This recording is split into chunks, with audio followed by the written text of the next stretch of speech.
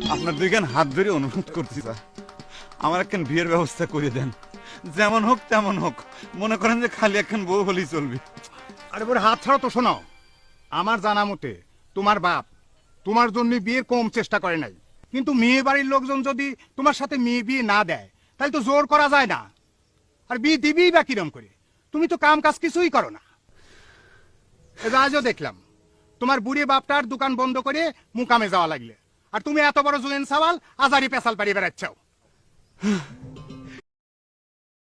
একটা কথা কিছুতেই আপনি করে বুঝিবার পারতেছি না চাচা, কাম যে করব মনে তো আনন্দ থাকা লাগবে। জুয়েন মানুষ, ঘরে বউ থাকবি, আনন্দ নিয়ে কাম করব, সেই আনন্দের ব্যবস্থাটাই তো হইল না চাচা। সুপ্রা, বিয়ে করে বউ খাওয়াবে কি সে চিন্তা করেছ কোনোদিন?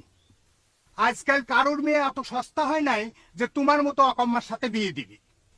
আবারও ভুল করতেছেন চাচা, আমি কি সারাটা জীবন এরকম অকম্মা থাকবো? বিয়ের পর ঘাড়ে জুয়াল পড়লি ঠিকই মনে করেন যে সোজা হয়ে যাবে। আপনারা খালি জুয়ালটা ঘাড়ে তুলে দেওয়ার ব্যবস্থা করেন। আমি বাপু ঘটকও না, আমার কাছে বিয়ের কথা কয়া কোনো লাভ নাই। আর আমার ঘরে কোনো সমর্থ মেয়ে নাই যে তোমার হাতে আমি তুলে দেবো। ধরো, বিরক্ত করে না, যাও। চাচা চাচা, আর কোনোদিন বিরক্ত করে না, যাও।